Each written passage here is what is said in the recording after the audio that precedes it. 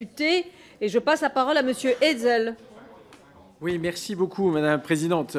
Vous avez pu le voir, on est sur plusieurs groupes parlementaires à faire ces amendements d'appel parce qu'on voit bien que le problème qu'on est en train de rencontrer avec cette PPL, c'est que c'est très largement, pardonnez-moi de le dire, une coquille vide. Et on se retrouve dans une situation où maintenant, ça fait 6 ans qu'on attend la loi grand âge qui avait été promise par le président de la République. Et encore une fois, ce qui est très révélateur, et je voudrais quand même insister sur un point. Voyez-vous, sur ce texte, 600 amendements. Sur les 600, plus de 200 ont été déclarés irrecevables. Et quand vous regardez ces amendements qui ont été déclarés irrecevables, vous allez vous apercevoir qu'ils sont déclarés irrecevables parce que justement, ils portent sur des questions fondamentales. Pour ce qui me concerne, une vingtaine d'amendements qui portaient sur les EHPAD, déclarés comme étant des cavaliers.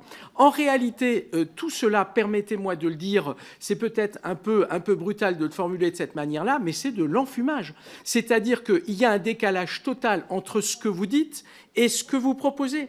Parce que, évidemment, qui pourrait être contre cette idée de bien vieillir en France? Mais quand on regarde ce que vous proposez de manière concrète, à partir du moment où vous ne déployez pas les moyens qui vont avec, c'est-à-dire à partir du moment, et c'est d'ailleurs le cas aussi, président de la République, évidemment, on a aujourd'hui une 5e branche, mais cette 5e branche est aussi une coquille vide. Donc, aussi longtemps qu'on en reste là, en réalité, tout ceci n'aboutit à rien de bien efficace.